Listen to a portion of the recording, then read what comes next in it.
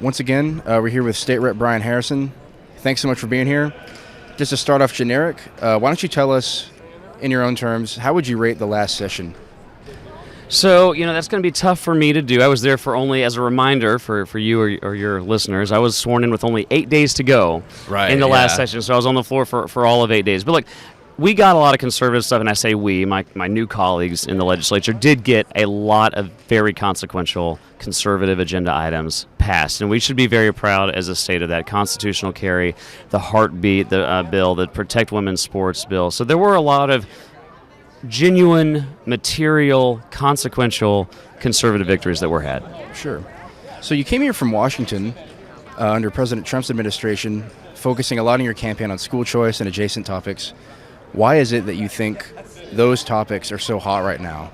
Yes, school choice probably was the single biggest issue in my campaign. It's an issue I have a lot of passion about. I agree with Senator Ted Cruz, who refers to it as a civil rights issue of our day. We have an entire generation right now that as schools, because they are absent of competition for the most part, are able to, in some of the more liberal parts of the state, focus more on indoctrination than on education.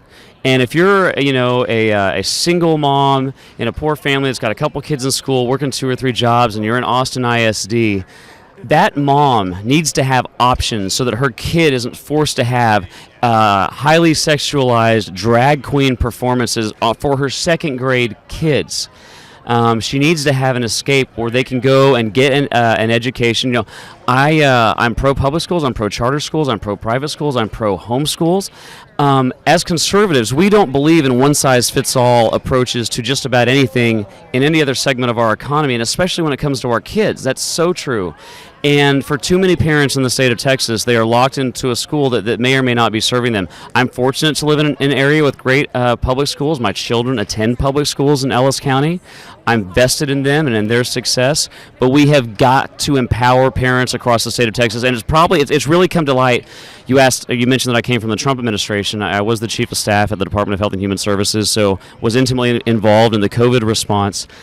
But one of the things that COVID did was it laid bare the professional educational bureaucracy across the country is more interested in protecting itself than in educating kids. And we have generational harm as a result of what happened from the liberal teachers unions during COVID. And I think parents across America are waking up, taking a fresh look at what's going on in the educational establishment and wanting to reassert their proper position controlling education for their children. So on that same note, just this week, STAR scores came out for the most recent school year.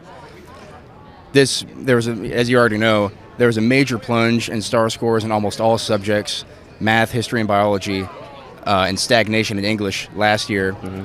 Maybe you could dig a little bit deeper into what you alluded to already, how COVID played a role in this new interest in school choice, how it affected schools. I think we have two things going on here. I think we have the impact from COVID. I talked to superintendents and principals and teachers across my district. There is a noticeable and obvious issue with sort of the lag from COVID and the generational delay that millions of kids are expressing. But I think it blends into the school choice issue. We're seeing these declines. It's completely predictable that we would see these declines in a part of our economy that has not allowed competition to do the job that competition does in every other part of our sector where government hasn't messed it up. And there's two things that happen in a free market when competition works. Prices go down over time and quality goes up over time. And we're seeing the exact opposite. We're seeing quality go down and price per pupil going up, and that's a direct result of government mandated, created, and controlled monopolies controlling almost every aspect of education in the state of Texas, and I'm going to do everything in my power to change that. So real quick, again on that note, how would you describe your ideal school choice legislation?